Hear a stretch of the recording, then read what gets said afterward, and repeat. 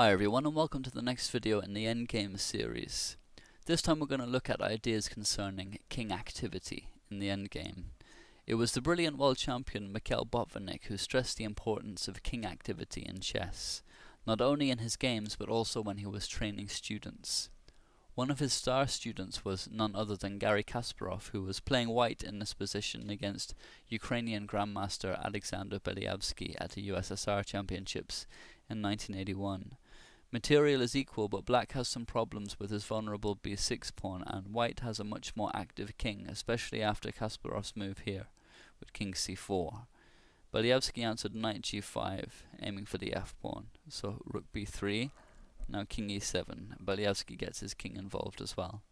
Now king b5 and f5, which is the best hope for black because he has to try and generate counterplay before his b pawn falls. So king a6, f4, and now a nice move from Kasparov. If you want to try and spot it, then stop the video now. King b7 is what he played, which is strong because it wins a crucial tempo before taking on b6. If white had played instead rook takes b6, now would come knight takes f3, and the white king is unfortunately placed in front of the a pawn, resulting in an equal position after the exchange of rooks.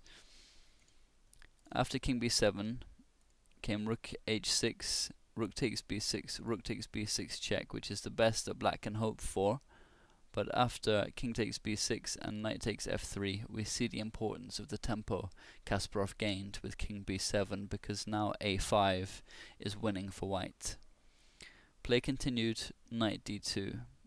Playing instead knight d4 with a better centralized knight might seem better in theory, but this loses outright to a6, f3, a7, f2, and now the saving move bishop c4, which white won't have if black plays knight d2 instead, because the bishop will be taken with check. So that's why knight d2 is the correct move here. But now comes a6, f3, a7, f2, a1 queen, f1 queen, and now another very nice move from Kasparov. Again, if you want to try and spot it, then stop the video now. King c7 is what he played, and the white king is decisive once more. All of a sudden black is faced with mating threats, and the weakness of having to play his knight to this passive square is emphasized, because now we could really do with having it on a more active post, but Kasparov made that impossible. Very nice play.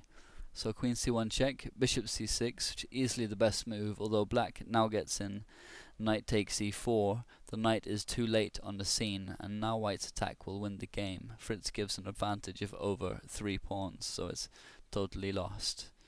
Queen e8 check, king f6, queen g6 check, king e7, completely forced. Queen takes g7 check, forcing king e6. Now queen g4 check is winning the knight, but it's actually a stronger continuation after king f7. It's queen g6 check. It's nice and accurate play, as always, from Kasparov. Snapping up the knight immediately gives black much better drawing chances. Queen takes e4, now queen g5, and it wouldn't be impossible for black to reach a drawn bishop and queen versus queen position. So queen g6 check, king f8, and now h6, again not taking the knight, and this is easily the strongest continuation. White's advantage is now well over 12 pawns, so it's game over, and Belyavsky resigned after h6, and it was a fine example of how to use the king effectively in the endgame. Okay, on to our next example. This position was reached by GM's Kosashvili with white against Pasakis with black at a tournament in Haifa in 1995. It's an instructive example because it's another case of two endgame principles coming into play together, those of king activity and also control of crucial squares, because the king must have access to squares if he's going to be an asset. In this position, white has the two bishops, better pawn structure and more space, but he needs to step up the pressure, and to do that he needs to include his king. To meet this end, Kosashvili had the remarkable idea of marching his king to b6, where it will exert the most pressure and have the most activity. It's been said that the king has an attacking strength of 4 points, which makes it stronger than both the bishop and the knight, so it's important to get it involved as soon as it's safe to do so. Having an active king compared to your opponent can be like playing with an extra piece. So play continued here. King f2 is what Koshashvili has just played. Now king g8, bishop c2, rook f7, rook d4, knight f5 attacking the rook, so rook d2, now rook d7, g4, kicking the knight to g7, king e3, rook f7, f4, solving the problem of the backward pawn on the open file, at least for the meantime. Now king f8, bishop d1, knight e8, king d4, rook d7, king c3, king e7, and Pasakis has seen Koshashvili's plan, and so he brings his king to the queen side also. King b4, king d8, king a5, knight c7, king b6, king c8 to defend the b pawn, and now a4, stopping any knight b5 ideas. So rook f7, bishop c2, bishop f3, and now bishop takes c7, which is a very nice example of an earlier principle we looked at, that of the transformation of advantages.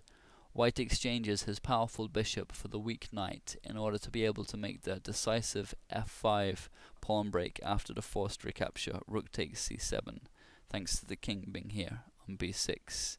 So now comes f5 and bishop takes g4, which is the correct continuation. If instead g takes f5, now comes g takes f5 with a big advantage to white, because there's no e takes f5 on account of bishop takes f5 check and a force mate to follow. For example, king b8, rook d8 check, rook c8, and rook takes c8 is mate. A great example of one of the other advantages in having an active king, the ability to create mating threats. So bishop takes g4, and now f6, creating a dangerous passed pawn, and now it's very hard for black to hold out for a draw. Rook f7, rook d6, penetrating to the 6th rank, e5, bishop b3, attacking the rook, so rook f8, now bishop e6 check, forcing the exchange of bishops. Very nice play. Bishop takes e6, rook takes e6, threatening rook e7 with all kinds of threats, and Pasakis crumbled under the pressure and played king d8 now, having to resign after king takes b7, but the game was lost in any case, so it was another fine example of decisive king activity in the endgame. Okay, on to our last example for this topic. This position was reached by Bent Larsen with black against two-time French national champion Guy Mazzoni. It's an instructive example because it shows how a king march can inject a lot of life and play into an otherwise dull position. Here Larsen played king g6, aiming to penetrate on the light squares, and Mazzoni answered rook d2. Okay, bishop e7 to defend the d pawn, rook e2, king f5, knight d2, h4, knight f1, king g4. Mazzoni hasn't put up much resistance, and Larsen has succeeded in his plan, and all of a sudden white's position has become highly critical. So rook e3, bishop f6, king d2, bishop d4, attacking the rook, so rook d3, h takes g3, forcing h takes g3 if black wants to hold on to his f-pawn. Now rook h8, taking control of the only open file, and black is suddenly completely winning. His penetration with the rook will be decisive. So king e2, rook h1, knight e3 check, and king takes g3, allowing a discovered check, but it's not too dangerous because there's no major tactical threats in the position. White can win a pawn back, but his position remains losing. After knight f5 check, king takes f4, knight takes d6. And from here, with a stronger position and a pawn up to boot, the rest is easy, especially when you have connected passed pawns. Play continued, rook h2 check, king d1, f5, knight b7, e5, knight takes a5, e4, attacking the rook, rook d2, rook h1 check, and king e2, which is the wrong move because it allows bishop c3, winning a piece, but white was lost in any case, and here Mazzoni resigned. So it was another great example of how decisive king activity can be in the endgame from Larsen. So I hope you found that instructive. Please leave any comments or thoughts. Thanks very much.